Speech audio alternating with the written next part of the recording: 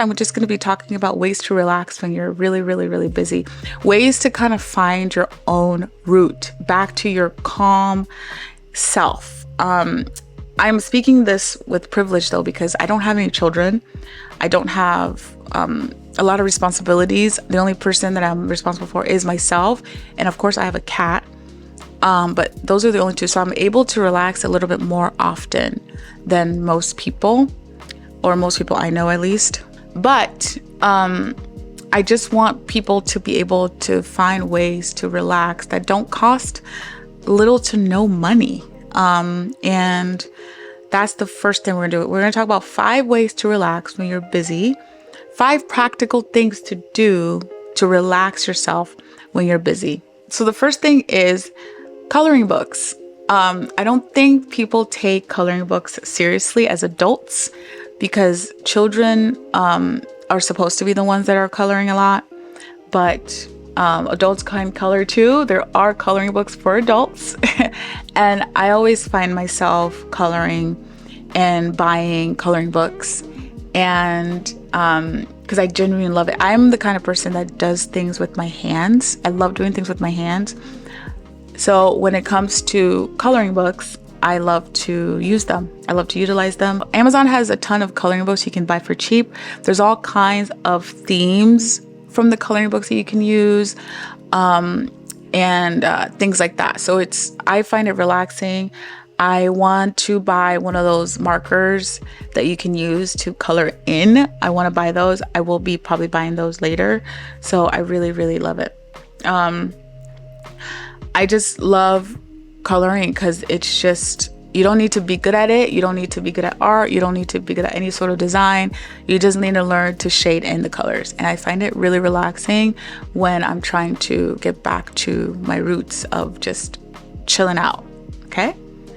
Another thing you can do that does not really cost a lot of money is to read. You probably saw this coming.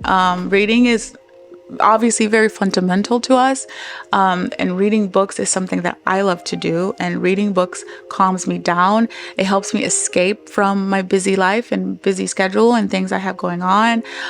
What I would recommend is reading calm books that don't have a lot of like a huge storyline, books that don't have a lot of like trauma. Like, don't read books about trauma when you're trying to relax. That's not going to be good for anybody. Books that are usually these types of books are like romance books. Romance books are very, very calming because they're usually very happy, very like light, and things like that. Or you can read like feel-good books, or books that make you laugh, or books that are just really fun. Another way you can relax is by playing cozy, relaxing games that will make you feel calm and happy and not have to think about anything. The most recent kinds of games I've been liking lately are like restaurant games, where you can like build your own little restaurant empire. I think those are very relaxing. I also really like unpacking and organizing games. I found those so freaking relaxing.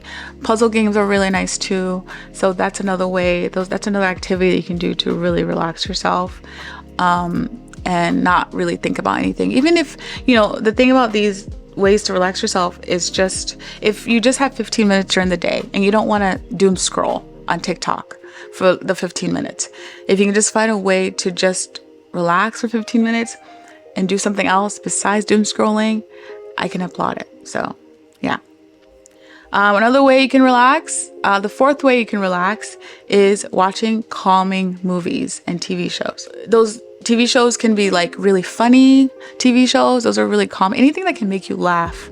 Even though I think that comedy can relax you, I think sometimes it makes you more engaged.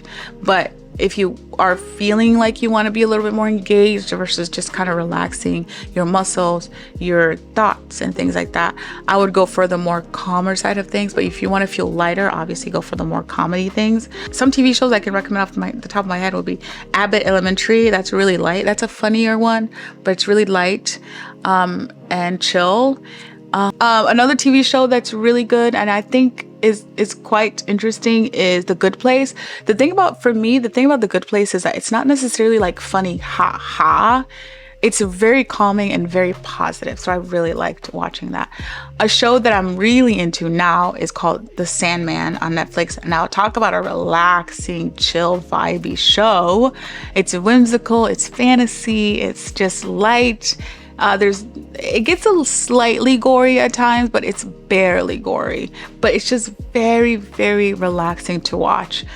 And I genuinely love that. Last but not least, this one might sound very obvious, but I think a lot of people do forget, especially if you are a busy person with children and a household to run and people to be responsible for and things like that. It's sleeping. Any